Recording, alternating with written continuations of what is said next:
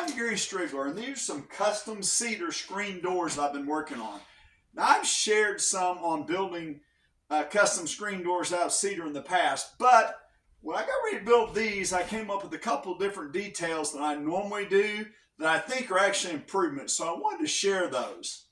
Now, first of all, instead of just using the half lap, which I've used in the past, a 3 or a half inch by half inch half lap for my panel section, this time instead I made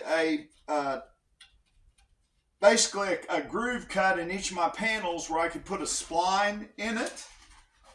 This is a piece of the spline material that slides up inside there, and I actually used a piece of the spline material to space the panels apart. Now, there is about 1/8 of an inch extra room in there, so that if anything, takes on moisture, it can swell up a little bit. And moisture is an important thing. That's one of I think is the biggest improvements to this style door. What I had done in the past is just tried to leave like some weep holes down there to let that moisture out. When the water hits this, it's going to follow those grooves and go down. What I did this time is I actually put a bevel on that. I made the dado like I always do. I made the rebate like I always do. It's basically a half inch deep rebate that's the depth of the panel thickness, which in this instance is 5/8, because I got some cedar that was a little bit on the thin side and was actually still rough on one side, so I had to plane it down to get a 5/8 panel. But at any rate, when this bottom rail is sitting down there with that angle on it, so any water that tracks down through these grooves is going to hit that slope and go out. And hoping I can show this.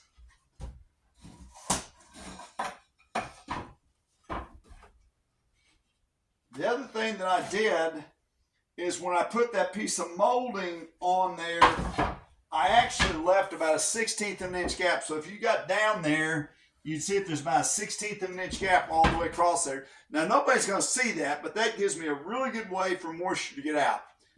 Also, these doors are actually only just barely tacked together right now.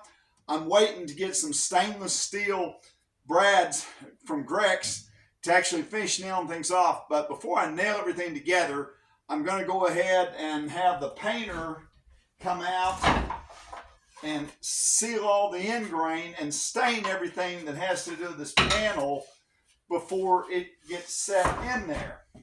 Now, this is actually what the inside of the door would look like, because there's about 7/8 or so offset there.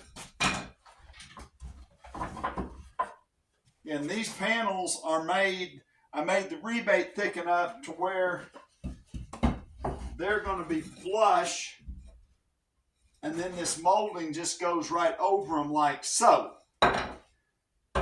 On the back side, which is actually going to be the inside, the side away from the weather, they just fit into that rebate that I made all the way around. Again, I made that rebate using a 1/2 inch rebating bit. Oh, one other thing, I made the slots in the edges of my pieces of wood paneling using this white side slot cutting bit. Now, you could do it on a table saw or dado with a dado head or anything like that, but what I did to make sure that my slot stayed center is I actually set it on my piece of material, ran it, flipped the piece over and ran it again so that that groove is perfectly centering, and that's about a 1/2 inch deep groove.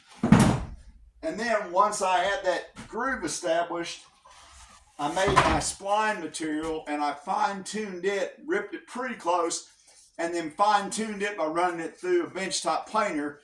Doing that, I can get like within a 30-second or so. Just some general overall things.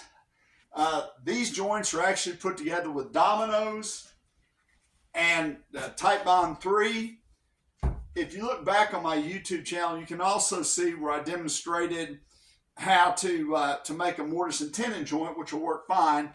I invested in a Domino XL about 2 years ago, and that gives me a really strong joint, and it's also a lot faster. But you can still build these doors just using a mortise and tenon joint. Also super important when you're gluing the doors up to have a flat surface that you put them on, so that if you glue them up on flat surface, when they dry, they're going to be flat and not twisted. I paid really close attention to the material. These doors might have just a tiny bit of a bow on the stiles, but I made sure that each stile, if there was any bow, that they bowed the same directions. So that's just some good general things about making these doors. We actually get asked to do that quite a bit because screen doors are pretty popular, and in most of our work, people don't want that flimsy thing that you get at the lumberyard, so they're having me custom make them. And again, a little bit of a different style than I've done in the past, but I think I've actually made it better.